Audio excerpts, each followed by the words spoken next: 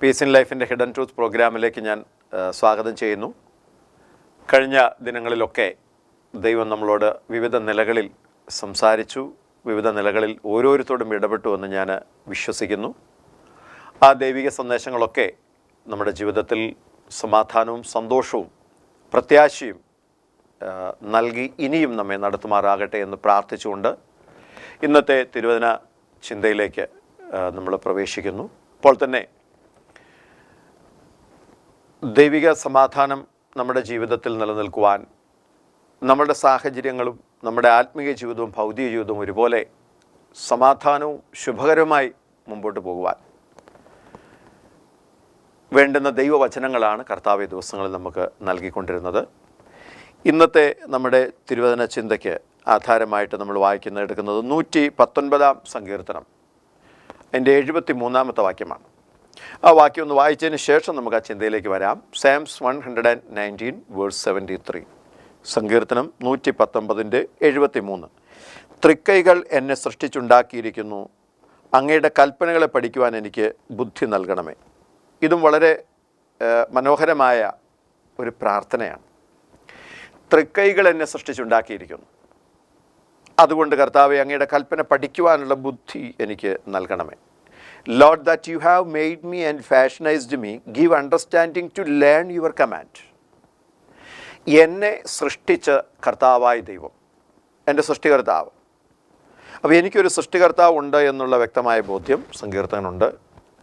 അതുകൊണ്ട് തന്നെ എന്നെ സൃഷ്ടിച്ച് ഈ ഭൂമിയിൽ എന്നെ ആക്കിയിരിക്കുന്നത് കൊണ്ട് ആ അവസ്ഥയിൽ ഞാൻ തുടരണമെങ്കിൽ സൃഷ്ടികർത്താവിൻ്റെ കൽപ്പനകൾ ഞാൻ അറിയണം, അത് അറിയേണ്ടുന്നത് പോലെ അറിയണം.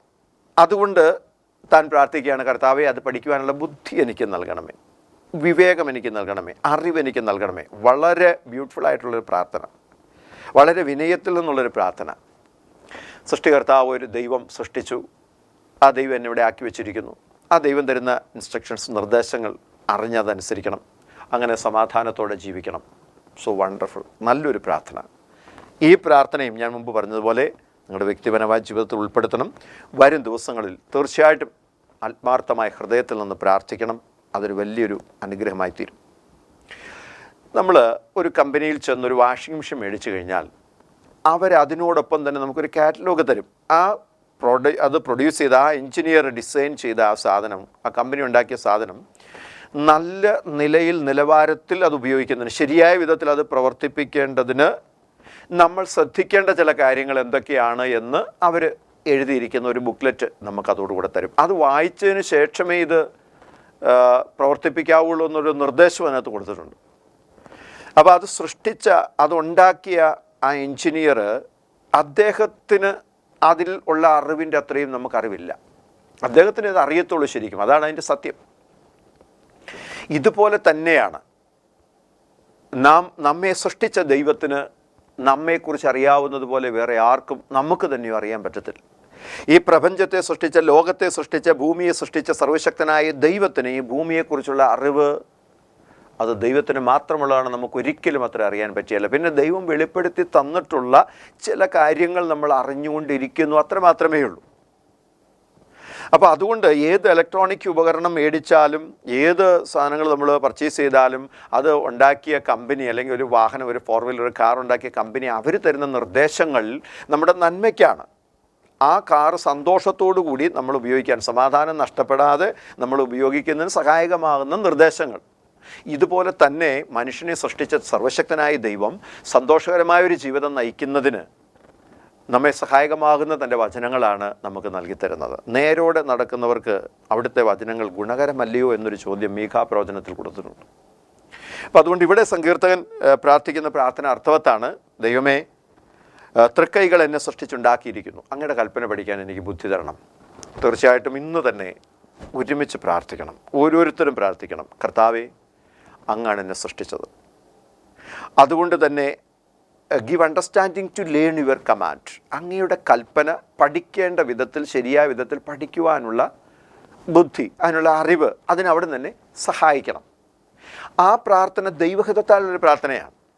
കാരണം ദൈവം ആഗ്രഹിക്കുന്നുണ്ട് നമ്മൾ ദൈവത്തിൻ്റെ കൽപ്പനകൾ പഠിക്കണം, അതനുസരിക്കണം. പഠിക്കാത്തടത്തോളം കാര്യം നമുക്ക് അനുസരിക്കാൻ പറ്റത്തില്ല. പലപ്പോഴും തെറ്റ് സംഭവിക്കുന്നത് നമുക്കിടെ അറിവില്ലായ്മയിൽ നിന്ന് വരുന്നതാണ്. ദൈവകൽപ്പന അനുസരിക്കണമെങ്കിൽ ആദ്യം ചെയ്യേണ്ട കാര്യം അത് പഠിക്കുക എന്നുള്ളതാണ്. പഠിക്കാൻ ശ്രമിക്കണം. അതിന് വേറൊരു പ്രാധാന്യം കൂടെ അതിനകത്തുണ്ട്. സങ്കീർത്തനം 119 ഇതേ സങ്കീർത്തനത്തിൽ തന്നെ 4-ാമത്തെയും 6-ാമത്തെയും വാക്യത്തിൽ തരുന്ന 2 നിർദ്ദേശങ്ങളുണ്ട്. ഒന്ന്, ദൈവമേ അങ്ങയുടെ കൽപ്പനകൾ കൃത്യമായി ആചരിക്കേണ്ടതിന് അങ്ങ് അത് കൽപ്പിച്ചു തന്നിരിക്കുന്നു. 4-ാം വാക്യത്തിൽ പറയുകയാണ്, ദൈവത്തിൻ്റെ കൽപ്പനകൾ എനിക്കറിയാവുന്നത് പോലെ, എനിക്ക് ഒക്കുന്നത് പോലെ മാത്രമല്ല, ഞാൻ അറിയേണ്ടതുപോലെ, ഞാൻ ദൈവം ആഗ്രഹിക്കുന്ന അതേ അളവിൽ, അതേ നിറവിൽ ഞാനത് പാലിക്കാൻ ബാധ്യസ്ഥനാണ്.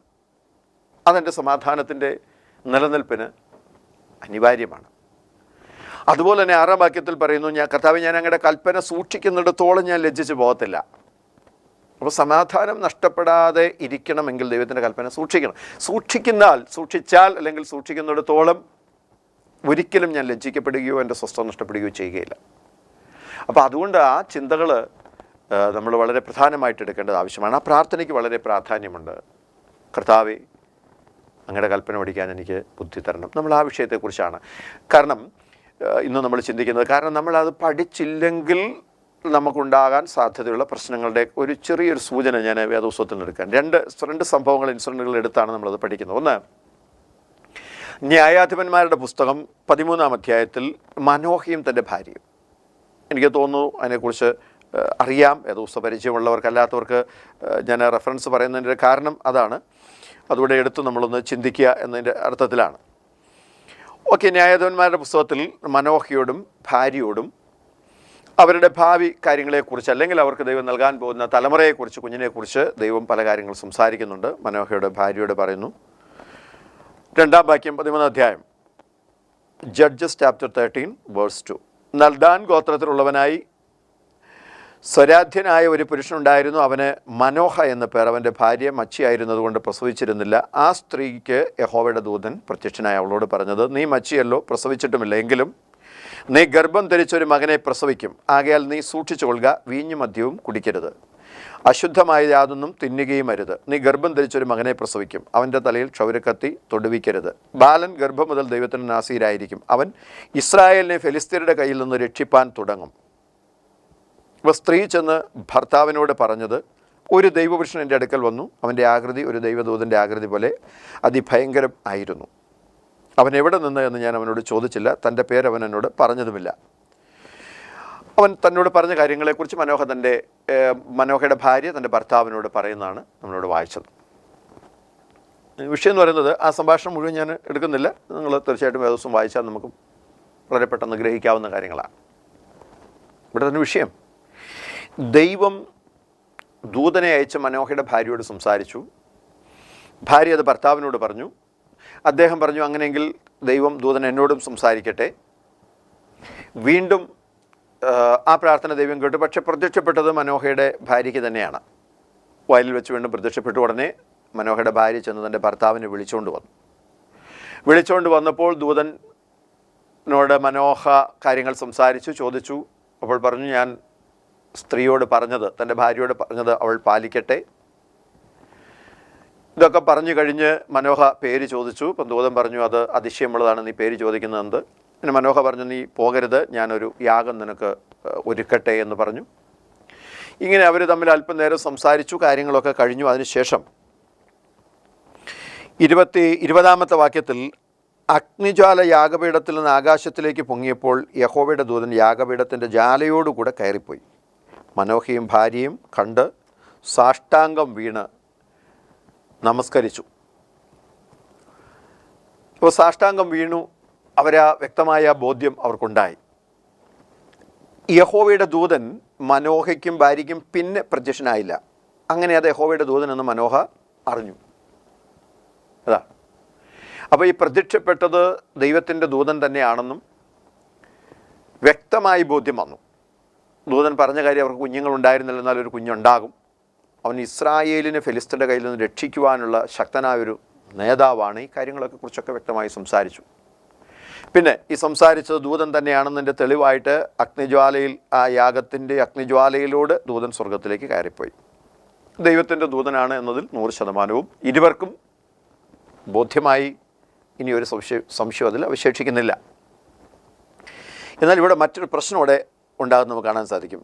അതിൻ്റെ 22-ാം വാക്യം നിങ്ങൾ ശ്രദ്ധിച്ച്, ദൈവത്തെ കണ്ടതുകൊണ്ട് നാം മരിച്ചു പോകുമെന്ന് മനോഹ ഭാര്യയോട് പറഞ്ഞു. അവിടെയാണ് പ്രശ്നം തുടങ്ങുന്നത്. അപ്പം നിൻ്റെ സമാധാനത്തിനുള്ളത് എന്തെന്ന് നീയും അറിഞ്ഞെങ്കിൽ കൊള്ളായിരുന്നുവെന്ന് നമ്മൾ ചിന്തിച്ചുകൊണ്ടിരിക്കുമ്പോൾ, പഠിച്ചുകൊണ്ടിരിക്കുമ്പോൾ തന്നെ ദൈവം വന്ന് വ്യക്തമായും ഒരു വിഷയത്തെക്കുറിച്ച് സംസാരിച്ചു. എന്ന് പറഞ്ഞാൽ അവർക്ക് മക്കളില്ലാത്തതിൻ്റെ ദുഃഖവും വേദനയും ഭാരവും ഉണ്ട്. ആ വിഷയത്തിനൊരു പരിഹാരം വരും എന്നുള്ള സന്ദേശം ദൈവത്തിൻ്റെ ദൂതൻ മുഖാന്തരം യഹോവ അറിയിച്ചു. വാസ്തവത്തിൽ സന്തോഷിച്ച് ഉല്ലസിക്കേണ്ട ഒരു സമയമാണത്. കാരണം നാളുകളായിട്ട് കുഞ്ഞുങ്ങളില്ലാതിരിക്കുന്ന ഒരു ദമ്പതികൾക്ക് ഒരു കുഞ്ഞുണ്ടാകാൻ പോകുന്നു എന്നുള്ളത് തീർച്ചയായിട്ടും സന്തോഷം തരുന്ന, സമാധാനം വർദ്ധിപ്പിക്കുന്ന ഒരു സന്ദേശമാണ്. പക്ഷേ ഇവിടുത്തെ മനോഹയുടെ പ്രശ്നം, ദൈവത്തെ കണ്ടതുകൊണ്ട് നമ്മൾ മരിച്ചു പോകുമെന്ന് മനോഹ പറഞ്ഞു. ആ സന്തോഷം തനിക്ക് നഷ്ടപ്പെട്ടു. ഇവിടെയാണ് ദൈവത്തിൻ്റെ കൽപ്പന പഠിക്കുവാനുള്ള ബുദ്ധി വേണം, അല്ലെങ്കിൽ എനിക്ക് നൽകണമേ എന്ന പ്രാർത്ഥനയുടെ പ്രസക്തി. ദൈവം നമ്മളോട് സംസാരിച്ച കാര്യങ്ങൾ വ്യക്തമായി മനസ്സിലാക്കിയില്ലെങ്കിൽ, പഠിച്ചില്ലെങ്കിൽ, ഒരല്പം മാത്രം ഗ്രഹിച്ചാൽ പിന്നീട് അത് മുഴുവനായിട്ട് മനസ്സിലാക്കാൻ പറ്റിയില്ലെങ്കിൽ ഈ പ്രശ്നം സ്വാഭാവികമായിട്ട് നമ്മുടെ സമാധാനം കെടുത്തും. ഉടനെ ഭാര്യ ആ വിഷയത്തിൽ മനോഹയെ സഹായിക്കുന്നത് കാണാൻ സാധിക്കും. ഭാര്യ അവനോട്, നമ്മെ കൊല്ലുവാൻ യഹോവയ്ക്ക് ഇഷ്ടമായിരുന്നു എങ്കിൽ അവൻ നമ്മളുടെ കയ്യിൽ നിന്ന് ഹോമയാകവും ഹനനയാകവും കൈക്കൊള്ളുകയോ ഇവയൊക്കെയും നമുക്ക് കാണിച്ചു തരികയോ ഈ സമയത്ത് ഇതുപോലെയുള്ളൊരു കാര്യം നമ്മെ അറിയിക്കുകയോ ചെയ്യുകയില്ലായിരുന്നു എന്ന് പറഞ്ഞു. അപ്പം മനോഹയുടെ സമാധാനം നഷ്ടപ്പെട്ടു പോയ സാഹചര്യത്തിൽ മനോഹയുടെ ഭാര്യ വിവേകത്തോടെ ആ കാര്യം പറഞ്ഞ് മനസ്സിലാക്കി. അപ്പം മനോഹയുടെ ഭാര്യയ്ക്കത് മനസ്സിലായി. അല്പം കൂടെ കടന്ന് ചിന്തിച്ചു. ഇതിനാണ് വിസ്ഡം ആൻഡ് നോളജ്, അല്ലെങ്കിൽ പരിജ്ഞാനം എന്ന് പറയുന്നത്. Give understanding to learn your command. മനോഹ ചിന്തിക്കുന്നത് ഇത്രയും കാര്യങ്ങളൊക്കെ പറഞ്ഞു വന്നത് ദൂതൻ തന്നെ സത്യം. പക്ഷേ ദൈവത്തെ കണ്ടാൽ ആ ഒരു ചിന്ത വിളിക്കെടുപ്പുണ്ട്. കാരണം ദൈവത്തെ ആരെങ്കിലും മുഖാമുഖം കണ്ടാൽ അവർ മരിച്ചു പോകും എന്നൊരു ചിന്ത, ഒരു അറിവ് മനോഹയ്ക്കുണ്ട്. ആ ഒരു വചനം അദ്ദേഹം എവിടുന്നോ മനസ്സിലാക്കിയിട്ടുണ്ടാകാം. ചില വ്യക്തികൾ പറയാറുണ്ട്, വലിയ വലിയ കാര്യങ്ങളൊക്കെ കേട്ടതിന് ശേഷം അവർ വചനത്തിൻ്റെ ഏതെങ്കിലും ഒരു തുമ്പ് മാത്രം എടുത്തിട്ട് ആ സന്തോഷത്തെ കെടുത്തിക്കളയുന്ന ഒരു പ്രവണത. അങ്ങനെയുള്ള ചില വ്യക്തികളെ ജീവിതത്തിൽ കണ്ടിട്ടുണ്ട്. അപ്പം അതുകൊണ്ട് ദൈവത്തിൻ്റെ വചനം പഠിക്കുമ്പോൾ ശരിയായ വിധത്തിൽ ദൈവവചനം പഠിക്കുവാനുള്ള ബുദ്ധി, അതിനുള്ള കൃപ, അതിന് പരിശുദ്ധാത്മാവിൻ്റെ സഹായം തീർച്ചയായിട്ടും ഓരോരുത്തരും പ്രാപിക്കണം. അത് ചോദിക്കണം, പ്രാർത്ഥിച്ചത് പ്രാപിക്കേണ്ടത് ആവശ്യമാണ്. കാരണം ദൈവവചനം പഠിച്ചതിൽ തെറ്റിപ്പോയാൽ പാലിക്കുന്നതിൽ തെറ്റും. മനസ്സിലാക്കിയിരിക്കുന്നതിൽ തെറ്റിപ്പോയാൽ നമുക്കത് കൃത്യമായി ഒരിക്കലും പാലിക്കുകയില്ല. ദൈവത്തിൻ്റെ വചനം കൃത്യമായി പാലിക്കേണ്ടതാണ്. അപ്പോൾ അതുകൊണ്ട് ഈ ദൈവവചനം പഠിക്കുവാനുള്ള, കൽപ്പന പഠിക്കുവാനുള്ള ബുദ്ധി നൽകണമേ എന്ന പ്രാർത്ഥന അങ്ങേയറ്റം പ്രസക്തമാണ്. കാരണം തുടക്കത്തിലെ തെറ്റിയാൽ പിന്നീട് തെറ്റുകളുടെ ഒരു വലിയ ആവർത്തനം തന്നെയായിരിക്കും. അപ്പോൾ ഇവിടെ മനോഹയുടെ ഭാര്യ പറഞ്ഞ് മനസ്സിലാക്കുന്നു, നമ്മളെ കൊല്ലാൻ ദൈവത്തിന് പദ്ധതി ഉണ്ടായിരുന്നെങ്കിൽ നമ്മളുടെ കയ്യിൽ നിന്ന് യാഗം സ്വീകരിക്കില്ല. ദൈവം ഒരു യാഗം കൈക്കൊണ്ടാൽ, ദൈവം നമ്മളെ അത് സ്വീകരിച്ചാൽ തീർച്ചയായിട്ടും ദൈവം നമ്മളെ സ്വീകരിച്ചതുകൊണ്ട് മാത്രമേ, താൻ സ്വീകരിക്കുന്ന വ്യക്തിയെ മാത്രമേ കയ്യിൽ നിന്ന് മാത്രമേ ഒരു യാഗം ദൈവം സ്വീകരിക്കത്തുള്ളൂ. കാരണം സദൃശവാക്യത്തെ പറയുന്നത്, യഹോവയുടെ ന്യായപ്രമാണം കേൾക്കാതെ മുഖം തിരിച്ചു കളയുന്നവൻ്റെ പ്രാർത്ഥന പോലും ദൈവത്തിന് അറപ്പാണെന്നാണ്. അതൊരിക്കലും ദൈവ പ്രാർത്ഥനയും യാഗവും സ്വീകരിക്കില്ല. രണ്ടാമത് മനോഹയുടെ ഭാര്യ മനസ്സിലാക്കിയൊരു കാര്യം, മനോഹയ്ക്ക് മനസ്സിലാകാത്തിരുന്നൊരു കാര്യം, ഇതൊക്കെ നമ്മളെ കാണിക്കുമോ? ഒരു അതിശയം കാണിച്ചു. അഗ്നിജ്വാലയിൽ ദൂതൻ കയറിപ്പോയി. അപ്പോൾ അവർക്ക് ഉറപ്പ് നൽകിയതാണ്. മൂന്നാമത് മനോഹയുടെ ഭാര്യ മനസ്സിലാക്കിയൊരു കാര്യം, നമ്മളെ കൊല്ലാനാണെങ്കിൽ നമ്മളോട് ഈ കാര്യമൊക്കെ അറിയിക്കും. മക്കളില്ലാതെ ഇത്രയും കാലം കുഞ്ഞുങ്ങളില്ലായിരുന്നു നമ്മളോട് ഒരു മകനെ തരുമെന്നും മകനെ നീ പ്രസവിക്കുമെന്ന് പറഞ്ഞിട്ട് അത് ഉടനെ അതിനു മുമ്പേ നമ്മളെ കൊന്നുകളയാൻ പദ്ധതിയുള്ളതായിരുന്നുവെങ്കിൽ തീർച്ചയായിട്ടും ഇപ്പോൾ നമ്മളോട് ഇങ്ങനെ ഒരു സദ്വർത്തമാനം ഒരിക്കലും പറയുകയില്ല. അപ്പോൾ എന്തുകൊണ്ടാണ് ഇത് മനോഹയ്ക്ക് മനസ്സിലാകാതിരുന്നത്? അവിടെയാണ് ഇവർ തമ്മിലുള്ള വ്യത്യാസം, വചനം പഠിക്കുന്നതിലുള്ള വ്യത്യാസം, മനസ്സിലാക്കിയിരിക്കുന്നുള്ള വ്യത്യാസം. എനിക്ക് തോന്നുന്നത് ഈ ഒരു വ്യത്യാസം ഇവരുടെ ആത്മീക ജീവിതത്തിൽ, ആത്മീക നിലവാരത്തിൽ കണ്ടതുകൊണ്ടായിരിക്കും തീർച്ചയായിട്ടും ദൂതൻ മനോഹയുടെ ഭാര്യയോട് സംസാരിച്ചത്. അതിനകത്ത് മനോഹ പിണങ്ങേണ്ട ഒരു കാര്യമില്ല. പിണങ്ങി എന്നല്ല ഞാൻ പറഞ്ഞത്. ചില കുടുംബങ്ങളിൽ ഞാനത് കാണാറുണ്ട്. ഭാര്യയ്ക്കൊരല്പം ദൈവപരിജ്ഞാനമോ ദൈവകൃപയോ ഒക്കെ കൂടുതലുണ്ടെങ്കിൽ ചില ഭർത്താക്കന്മാർ, ചിലർ ഒരല്പം ഈഗോ ഉള്ളവർ കൂടുതലായിട്ടും അവരെ നിരുത്സാഹപ്പെടുത്തുന്നത് ഞാൻ ചില കേസുകളിൽ മനസ്സിലാക്കിയിട്ടുണ്ട്. ചില കേസുകൾ എനിക്കറിയാം. അപ്പോൾ ഇവിടെ ദൈവം എന്നോടും സംസാരിക്കട്ടെ എന്ന് മനോഹ പറഞ്ഞെങ്കിലും ദൈവം സംസാരിച്ചില്ല. കാരണം ദൈവം പറയുന്ന കാര്യങ്ങൾ മനസ്സിലാക്കുവാനുള്ളൊരു വിവേകം, അത് ശരിയായ വിധത്തിൽ ഉൾക്കൊള്ളുവാൻ, അത് മനസ്സിലാക്കി പഠിച്ച് സ്വസ്ഥത സമാധാനത്തിൽ നിലനിൽക്കുവാനുള്ളൊരു കൃപ ആവശ്യമാണ്. അപ്പോൾ അതില്ലാത്ത വ്യക്തിയോട് കൂടുതൽ ഒരിക്കലും ദൈവത്തിന് സംസാരിക്കാനായിട്ട് പറ്റിയല്ല. അപ്പോൾ അതുകൊണ്ട് ഭാര്യയോട് പറഞ്ഞ കാര്യം ഭാര്യ പറഞ്ഞു തരുന്നത് മനസ്സിലാക്കാനായിട്ട് മനോഹയോട് പറഞ്ഞു. മനോഹയുടെ ആത്മീക നിലവാരത്തിൽ അല്പവും കൂടെ താൻ ഉയരേണ്ടതായിട്ടുണ്ട്. കാരണം ഈ ഒരു സന്ദർഭത്തിൽ ഇങ്ങനൊരു വലിയൊരു വാഗ്ദത്തം ദൈവം ചെയ്യുമ്പോൾ തന്നെ പിന്നെ ദൈവം കൊല്ലുമെന്നും കൂടെ മനോഹ ചിന്തിച്ചത് വാസ്തവത്തിലൊരു തൻ്റെ ആത്മീയ നിലവാരത്തിലെ ശോചനീയാവസ്ഥയെ വിളിച്ച് കാണിക്കുന്നതാണ്. ഓക്കെ, അവരുടെ വിഷയത്തിന്മേൽ, ആ പ്രശ്നത്തിന്മേൽ ദൈവം മറുപടി അയച്ചു, കുഞ്ഞിനെ അവർക്ക് ലഭിച്ചു, ആ പ്രശ്നം പരിഹരിക്കപ്പെട്ടു. പക്ഷെ നമ്മുടെ ഒക്കെ ഈ കാലഘട്ടത്തിൽ നമ്മൾ വളരെ ശ്രദ്ധിക്കണം, ദൈവകൽപ്പന പഠിക്കുന്നതിൽ തെറ്റ് പറ്റിയിരിക്കുന്നത് നിമിത്തം സമാധാനം നഷ്ടപ്പെട്ടിട്ടുള്ള അനേക വ്യക്തി ജീവിതങ്ങൾ നിലവിലുണ്ട്. ദൈവിക ആലോചന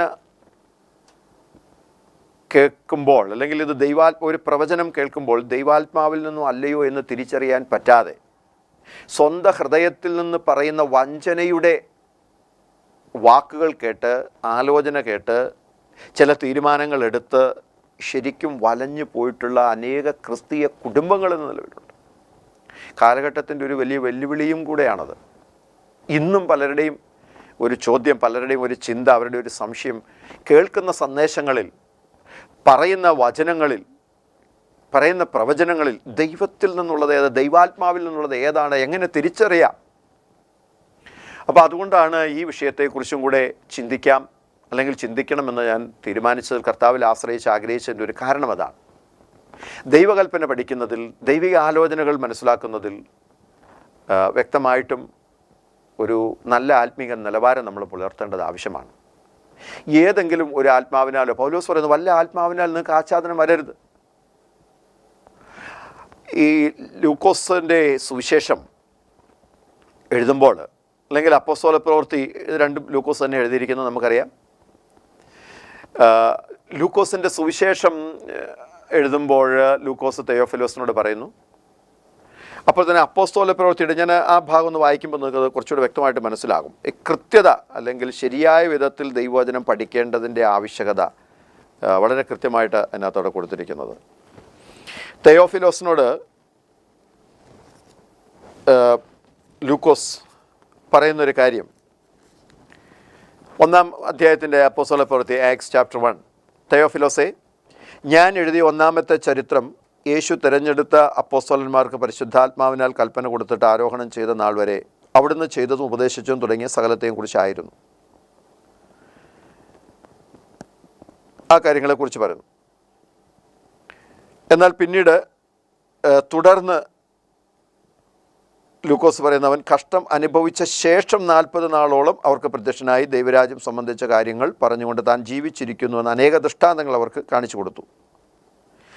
അപ്പോൾ ആ അപ്പോസ്തല പ്രവൃത്തിയിലൂടെ ആദിമസഭയുടെ വ്യക്തമായ ഒരു ചരിത്രം കൃത്യതയോടെ അവിടെ എഴുതുന്നതായിട്ട് കാണുന്നുണ്ട്. ലൂക്കോസിൻ്റെ സുവിശേഷം തുടങ്ങുമ്പോൾ വായിക്കുമ്പം പൗലോസ് ആ കാര്യം ഒന്നുകൂടെ എടുത്തു തന്നെ പറയുകയാണ്. ഇങ്ങനെ എന്തുകൊണ്ട് താൻ എഴുതുന്നതിൻ്റെ എഴുത്തുകാരൻ്റെ ഉദ്ദേശം എന്താണ്, തൻ്റെ മനസ്സിലെ ലക്ഷ്യം എന്താണ്, ഇങ്ങനെ എഴുതാനൊരു പ്രേരണ ദൈവം നൽകിയതിൻ്റെ പിന്നിലെ കാരണത്തെക്കുറിച്ച് കൊടുത്തിട്ടുണ്ട്. ശ്രീമാനായ തെയോഫിലോസെ, ആദ്യം മുതൽ കണ്ട സാക്ഷികളും വചനത്തിൻ്റെ ശുശ്രൂഷകരുമായവർ നമ്മെ ഭരമേൽപ്പിച്ചതുപോലെ നമ്മുടെ ഇടയിൽ പൂർണ്ണമായി പ്രമാണിച്ചു വരുന്ന കാര്യങ്ങളെ വിവരിക്കുന്ന ഒരു ചരിത്രം ചമപ്പാൻ പലരും തുനിഞ്ഞിരിക്കുന്നത് കൊണ്ട് നിനക്ക് ഉപദേശം ലഭിച്ചിരിക്കുന്ന വാർത്തയുടെ നിശ്ചയം നീ അറിയേണ്ടതിന് അത് ക്രമമായി എഴുതുന്നത് നന്നെന്ന് ആദ്യം മുതൽ സകലതും സൂക്ഷ്മമായി പരിശോധിച്ചിട്ട് എനിക്കും തോന്നിയിരിക്കുന്നു.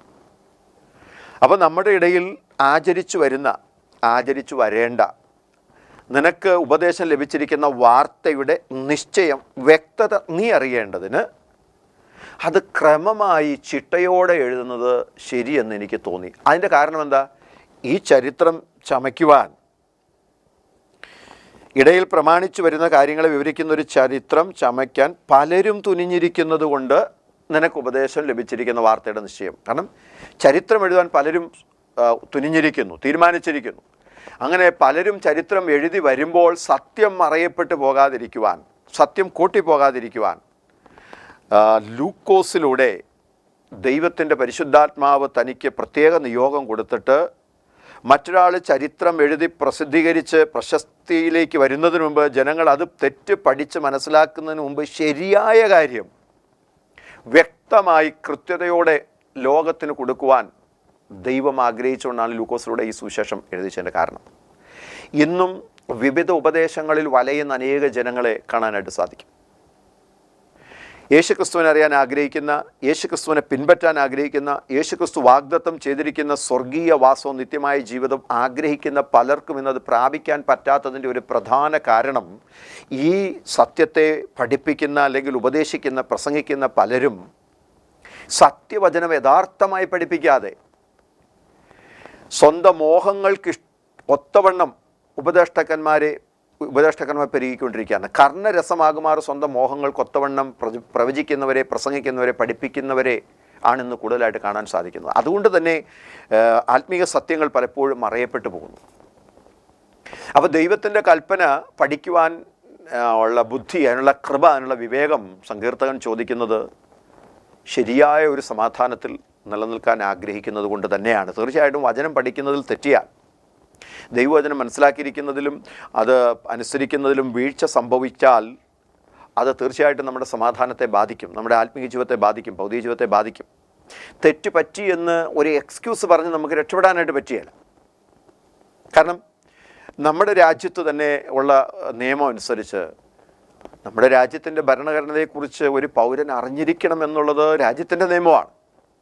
അത് പൂർണ്ണമായിട്ട് അറിയത്തില്ലാത്തത് കൊണ്ടാണ് ഒരു വ്യക്തിക്കൊരു കേസ് വരുമ്പോൾ വക്കീലിന് വക്കാലത്ത് ഒപ്പിട്ട് കൊടുക്കുന്നത്. നമ്മുടെ കേസ് നമുക്ക് ആർക്കും, സ്വന്തം പൗരന്മാർക്ക് ആർക്കും വാദിക്കാം. പക്ഷേ എനിക്ക് നിയമത്തെക്കുറിച്ചുള്ള എൻ്റെ അജ്ഞത കാരണം നിയമം അറിയാവുന്ന ഒരു വ്യക്തിക്ക് ഞാൻ ഫീസ് കൊടുത്ത് അദ്ദേഹത്തെ എനിക്ക് വേണ്ടി എൻ്റെ കേസ് വാദിക്കാൻ കോടതിയിൽ ഞാൻ ചുമതലപ്പെടുത്തുന്നു, വക്കീലിന് വക്കാലത്ത് ഒപ്പിട്ട് കൊടുക്കുന്നു. അപ്പോൾ നിയമം എനിക്ക് അറിയത്തില്ലാത്തതുകൊണ്ടാണ്. പക്ഷേ ഈ ആത്മീയ കാര്യം നമുക്ക് അങ്ങനെ മറ്റൊരാളെ ഏൽപ്പിച്ച് രക്ഷപ്പെടാൻ പറ്റുന്നതല്ല. അപ്പോൾ തന്നെ നമ്മുടെ രാജ്യത്തൊരു നിയമം, ഒരു പ്രതി ഒരു കുറ്റത്താൽ പിടിക്കപ്പെട്ടു, കോടതിയുടെ മുമ്പാകെ പറയുകയാണ്, ഇങ്ങനെയൊരു നിയമം ഈ രാജ്യത്തുള്ള കാര്യം എനിക്കറിവില്ലായിരുന്നതുകൊണ്ട്, ഞാനിങ്ങനെ കേട്ടിട്ടില്ല, അത് വായിച്ചിട്ടില്ല, പഠിച്ചിട്ടില്ലാത്തതുകൊണ്ട് ഞാൻ ഈ തെറ്റ് ചെയ്തതാണ്, അതുകൊണ്ട് ബഹുമാനപ്പെട്ട കോടതി എന്നോട് ക്ഷമിക്കണം, വെറുതെ വിടണമെന്ന് പറഞ്ഞാൽ അതൊരിക്കലും സ്വീകാര്യമായൊരു ന്യായമല്ല. അപ്പോൾ തന്നെ ഭരണഘടനയിൽ ആർട്ടിക്കിൾ മറ്റൊരു ക്ലോസിൽ പറയുന്നു, ignorance of the law is not an excuse. നിയമത്തെക്കുറിച്ചുള്ള അജ്ഞത ഒരു കുറ്റവാളിയെ വെറുതെ വിടുന്നതിന് ഒരു കാരണമല്ല എന്ന് തന്നെ നമ്മുടെ ഭരണഘടന അനുശാസിക്കുന്നുണ്ട്. തീർച്ചയായിട്ടും വേദപുസ്തകം അത് വ്യക്തമായി പഠിക്കുന്നു. വചനം നിങ്ങളുടെ സമീപത്തും നിങ്ങളുടെ അധരത്തിലും നിങ്ങളുടെ സമീപത്ത് തന്നെ ഉണ്ട്. അപ്പോൾ നമുക്ക് ലഭിച്ചിരിക്കുന്ന വചനം എടുത്ത് ആ വചനം സമീപിച്ച് അതിനെ ശരിയായ വിധത്തിൽ പഠിച്ച് കൽപ്പന അനുസരിച്ച് നിത്യജീവൻ പ്രാപിക്കേണ്ട ഉത്തരവാദിത്വം വ്യക്തികളിൽ നിക്ഷിപ്തമാണ്. അതാണ് സങ്കീർത്തകൻ പ്രാർത്ഥിക്കുന്നത്, കർത്താവേ അങ്ങയുടെ കൽപ്പന പഠിക്കാനുള്ള ബുദ്ധി എനിക്ക് നൽകണമേ. Give understanding to learn your command. അപ്പോൾ ശരിയായ വിധത്തിൽ അത് പഠിച്ചാൽ സമാധാനത്തോടെ നമുക്ക് ജീവിക്കാനായിട്ട് പറ്റും. മനോഹയുടെ ഭാര്യയ്ക്ക് ആ വാഗ്ദത്തം കേട്ടപ്പോൾ താൻ സന്തോഷവതിയായി. തന്നോട് ദൂതൻ സംസാരിച്ചതിൽ താൻ വളരെ ആഹ്ലാദവതിയായി കാണും. എന്നാൽ മനോഹ ആ കാരണത്താൽ തന്നെ താൻ ദുഃഖത്തിലേക്ക്, താൻ നിരാശയുള്ളവനായി മരണഭയത്തിലേക്ക് താൻ മാറ്റപ്പെടുന്നു. What's a difference? എന്താണ് ഇത് നമ്മുടെ വ്യത്യാസം? സംസാരിച്ചത് രണ്ടുപേരോടും ഒരേ ദൂതൻ, ഒരേ ദൂത്, ഒരേ സന്ദേശം. പക്ഷെ രണ്ടുപേരും രണ്ട് മാനസികാവസ്ഥയിലേക്ക് മാറ്റപ്പെട്ടു. ഒരാൾ സന്തോഷത്തോടെ, ഉന്മേഷത്തോടെ ജീവിക്കുവാൻ ആ സന്ദേശത്തിന് ശേഷം തീരുമാനിച്ചു, മറ്റൊരാൾ മരിക്കും എന്ന ചിന്തയിലേക്ക്, നിരാശയിലേക്ക് താൻ മാറി. ഇത് വചനം പഠിച്ചതിൽ മനസ്സിലാക്കിയതിൽ വന്ന തെറ്റാണ്. അതുകൊണ്ട് നമുക്ക് ഈ ദിവസങ്ങളിൽ വളരെ പ്രധാനപ്പെട്ട ഒരു വിഷയമായതുകൊണ്ട് വളരെ ശാന്തമായി ഈ വചനങ്ങൾ പഠിക്കണം, ഈ കാര്യങ്ങൾ മനസ്സിലാക്കണം. അതുകൊണ്ട് വളരെ ശ്രദ്ധയോടെ എന്നോട് ചേർന്ന് നിങ്ങളും പഠിക്കണം. കാരണം ആരെങ്കിലും ഈ ഭൂമിയിൽ രക്ഷയ്ക്കായി കാക്ഷിക്കുന്നെങ്കിൽ, നരകം വിട്ടൊഴിഞ്ഞ് നിത്യജീവൻ പ്രാപിക്കുവാൻ ആഗ്രഹിക്കുന്നെങ്കിൽ, എൻ്റെയോ നിങ്ങളുടെയോ അല്ലെങ്കിൽ ആ വ്യക്തിയുടെയോ അജ്ഞത കൊണ്ട്, ആഗ്രഹിച്ചിട്ടും അജ്ഞത കൊണ്ട് ആ സ്വർഗീയ സന്തോഷം ലഭിക്കാതെ പോകരുത്, നിത്യജീവൻ നഷ്ടമാകരുത്. അതുകൊണ്ട് അത് കൃത്യതയോടെ പഠിക്കേണ്ടത് ആവശ്യമാണ്. തീർച്ചയായിട്ടും പ്രാർത്ഥിക്കണം, പഠിക്കാനുള്ള ബുദ്ധി എനിക്ക് തരണം. കാരണം ഞാൻ പഠിച്ചതിൽ തെറ്റിയാൽ ഞാൻ പഠിപ്പിക്കുന്നതിൽ തെറ്റും. അപ്പോൾ അതുകൊണ്ട് ആ വിഷയത്തെക്കുറിച്ച് ആത്മീക നേതൃത്വത്തിൽ നിൽക്കുന്ന വ്യക്തികൾ വളരെ ഗൗരവമായിട്ട് ഈ വിഷയത്തെ എടുക്കേണ്ടത് ആവശ്യമാണ്. രണ്ട് തലത്തിലൂടെയാണ് ഈ സന്ദേശം പങ്കുവയ്ക്കാൻ ഞാൻ ആഗ്രഹിക്കുന്നു. ഒന്ന്, ശുശ്രൂഷ മണ്ഡലത്തിലായിരിക്കുന്ന ദൈവദാസിദാസന്മാർ, ശുശ്രൂഷയിലായിരിക്കല്ലേ സുവിശേഷകർ, ദൈവമക്കൾ, അപ്പോൾ തന്നെ ഈ രക്ഷയുടെ സന്ദേശം അനുഭവിക്കാത്ത മറ്റുള്ള പ്രിയ സഹോദരന്മാരെ, രക്ഷ പ്രാപിക്കാൻ ഞങ്ങൾ എന്ത് ചെയ്യണമെന്ന് പത്രോസിനോട് ആദിമസഭയിലെ ആദിമ കാലഘട്ടത്തിൽ ആ സുവിശേഷം കേട്ടപ്പോൾ അവർ ചോദിച്ചു, രക്ഷ പ്രാപിക്കാൻ ഞങ്ങൾ എന്ത് ചെയ്യണം? സഹോദരന്മാരെ, ഞങ്ങൾ എന്ത് ചെയ്യണം? അങ്ങനെ ചോദിക്കുന്ന ഒരു കാലം വരുമ്പോൾ, രക്ഷയ്ക്കായി കാക്ഷിക്കുന്ന ഒരു വ്യക്തി ആത്മീയ സംശയങ്ങൾ ചോദിക്കുമ്പോൾ, വചനത്തിൻ്റെ ആഴങ്ങളെക്കുറിച്ച്, സത്യങ്ങളെക്കുറിച്ച് ചോദിക്കുമ്പോൾ, പൗലോസ് അവിടെ കൃത്യമായ മറുപടിയെ കൊടുക്കുന്നത്, അയ്യോ അതെനിക്കും അറിയത്തില്ല എന്നല്ല പത്രോസ് പറയുന്നത്. വളരെ അർത്ഥശങ്കീയന്യെ വളരെ സ്പഷ്ടമായി പത്രോസ് പറയുന്നു, സഹോദരന്മാരെ, നിങ്ങൾ ഓരോരുത്തർ മാനസാന്തരപ്പെട്ട് നിങ്ങളുടെ പാപങ്ങളുടെ മോചനത്തിനായി യേശുക്രിസ്തുവിൻ്റെ നാമത്തിൽ സ്നാനമേൽക്കണം. പരിശുദ്ധാത്മാവെന്ന ദാനം നിങ്ങൾക്ക് വാഗ്ദത്തമായിട്ടുള്ളതാണ്. ഈ വക്രതയുള്ള തലമുറയിൽ നിന്ന് നിങ്ങൾ രക്ഷ പ്രാപിക്കണം. അങ്ങനെ അവർ അപ്പോസ്തലന്മാരുടെ വാക്ക് കേട്ടു, അവരൊരു തീരുമാനമെടുത്തു, രക്ഷയുടെ അനുഭവത്തിലേക്ക് അവർ വന്നു. അവർ രക്ഷയുടെ അനുഭവത്തിലേക്ക് വരാൻ ആഗ്രഹിക്കുന്ന വ്യക്തികൾ ഒരു കാരണവശാലും തെറ്റായ ദിശകളിലേക്ക് തിരിയരുത്. വചനവിരുദ്ധമായ കൂട്ടായ്മകളിൽ ചെന്നുപെടാൻ പാടില്ല. ദൈവസഭ എന്ന് പറഞ്ഞാൽ that should be Christ centred and word centred. ദൈവസഭ വചനാധിഷ്ഠിതവും ക്രിസ്തു കേന്ദ്രീകൃതവുമായിരിക്കണം. അങ്ങനെയുള്ളൊരു സഭയാണ് ദൈവത്തിൻ്റെ സഭയെന്ന് പറയുന്നത്. ദൈവത്തിൻ്റെ സഭയിൽ ദൈവവചനം പ്രഘോഷിക്കപ്പെട്ടിരിക്കണം, കൽപ്പനകൾ പഠിപ്പിച്ചിരിക്കണം. ആത്മീക നേതൃത്വ നിരയിൽ നിൽക്കുന്നവർ തീർച്ചയായിട്ടും കൽപ്പന അറിയാവുന്നവരായിരിക്കണം. ഞാൻ അതിനെക്കുറിച്ച് ഐഡാൽറ്റിൽ ഇങ്ങനെ പഠിപ്പിക്കാറുണ്ട്. The leader should know the way, leader should go the way and leader should show the way. 3 കാര്യങ്ങൾ വളരെ പ്രധാനപ്പെട്ടതാണ്. ഒരു നേതാവ്, ഒരു സുവിശേഷകൻ, ഒരു ശുശ്രൂഷകൻ വഴി അറിയാവുന്നയാളായിരിക്കണം, വഴിയെ നടക്കുന്ന വ്യക്തിയായിരിക്കണം, വഴി മറ്റുള്ളവരെ പഠിപ്പിക്കുന്ന വ്യക്തിയായിരിക്കണം. അത് തെറ്റാതെ കൃത്യമായി പഠിപ്പിക്കുന്ന വ്യക്തിയായിരിക്കണം. യസ്രായിൽ ഈ പറഞ്ഞ ക്വാളിറ്റി നമുക്ക് കാണാൻ സാധിക്കും. യസ്രായുടെ പുസ്തകം 7-ാം അധ്യായത്തിൻ്റെ 10-ാമത്തെ വാക്യത്തിൽ അത് കൃത്യമായി കൊടുത്തിട്ടുണ്ട്. യസ്ര പുരോഹിതനെ കുറിച്ചാണ് പറയുന്നത്. യസ്ര യഹോവയുടെ ന്യായപ്രമാണം പരിശോധിക്കുവാനും അതനുസരിച്ച് നടക്കുവാനും അത് ഇസ്രായേലിൻ്റെ ചട്ടങ്ങളും വിധികളും പഠിപ്പിക്കുവാനും യസ്ര മനസ്സ് വെച്ചിരുന്നു. So was A good leader. ഇത് നമ്മൾ ഓർത്തിരിക്കണം. അതുകൊണ്ട് ദൈവത്തിൻ്റെ കൽപ്പന പഠിക്കുവാനുള്ള ആ ബുദ്ധി, തീർച്ചയായിട്ടും അതിനുള്ള കൃപ ഓരോരുത്തരും ചോദിക്കണം. വിശേഷാൽ ശുശ്രൂഷാ മണ്ഡലത്തിലായിരിക്കുന്ന, നേതൃത്വത്തിലായിരിക്കുന്ന എല്ലാ പ്രിയപ്പെട്ടവരും അതിനുവേണ്ടി പ്രത്യേകം പ്രാർത്ഥിച്ചൊരുങ്ങണം. അതുപോലെ തന്നെ ഈ സന്ദേശം കേൾക്കുന്ന ഓരോരുത്തരും ഈ വിഷയത്തിന് വേണ്ടി പ്രാർത്ഥിക്കണം. കർത്താവിൻ്റെ കൽപ്പന പഠിച്ചിരിക്കുന്നതിൽ വന്ന തെറ്റ് അനേക പ്രശ്നങ്ങളിലേക്ക് ഇന്ന് പ്രശ്നങ്ങൾക്ക് കാരണമായി തീർന്നിട്ടുണ്ട്. വിവിധ സഭകൾ യേശുക്രിസ്തുവിൻ്റെ പേരിലുണ്ടായതിൻ്റെ യഥാർത്ഥ കാരണം ഇത് തന്നെയാണ്. അതുകൊണ്ട് ആ വിഷയത്തിന്മേലൊരു പരിഹാരം നമുക്കുണ്ടാകേണ്ടതിന് നമുക്കൊരുമിച്ച് പ്രാർത്ഥിക്കുകയും വരുന്ന ദിവസത്തെ സന്ദേശത്തിലൂടെ, വരും ദിവസത്തെ ഈ പ്രോഗ്രാമിലൂടെ ആ വിഷയത്തിനൊരു പൂർണ്ണ വ്യക്തത കൈവരിക്കുവാൻ ദൈവം നമ്മളോട് കൃപ ചെയ്യട്ടെ. നമുക്കൊരുമിച്ച് പ്രാർത്ഥിക്കാം. കർത്താവേ, ഇന്ന് വചനം കേട്ട എല്ലാ പ്രിയപ്പെട്ടവരെയും അങ്ങയുടെ നാമത്തിൽ അനുഗ്രഹിക്കുന്നു. അങ്ങയുടെ കൽപ്പന പഠിക്കുവാൻ ഞങ്ങൾക്ക് ബുദ്ധി നൽകണമേ, ജ്ഞാനം നൽകണമേ, വിവേകം നൽകണമേ. അങ്ങ് ഞങ്ങളെ സൃഷ്ടിച്ചു, അങ്ങ് ഞങ്ങളെ ആക്കി വെച്ചിരിക്കുന്നു. ആകയാൽ അങ്ങയുടെ കൽപ്പന പഠിക്കുവാനുള്ള ബുദ്ധി ഞങ്ങളുടെ മേൽ പകരണം. അതിനായി ഞങ്ങളെ സമർപ്പിക്കുന്നു. ഈ ദൈവവചനം ശ്രദ്ധിക്കുന്ന ഒരൊറ്റ വ്യക്തി പോലും നഷ്ടപ്പെട്ടു പോകാൻ ഇടവരാതെ ശരിയായ വചനം പഠിച്ച് അങ്ങ് ഒരുക്കുന്ന സ്വർഗത്തിൽ അങ്ങയോടുകൂടി വസിക്കുവാൻ ഇവരെ എല്ലാം എൻ്റെ കർത്താവ് ഒരുക്കണം. കണ്ണുകളെ തുറക്കണമേ, സത്യവചനത്തിലേക്ക് അങ്ങ് നയിക്കണമേ എന്ന് ഞാൻ പ്രാർത്ഥിച്ച് അനുഗ്രഹിക്കുന്നു. യേശുക്രിസ്തുവിൻ്റെ നാമത്തിൽ അപേക്ഷിക്കുന്നു. ദയവുണ്ടായി കേൾക്കുമാറാകണം സ്വർഗീയ പിതാവേ. ആമേൻ. God bless you all.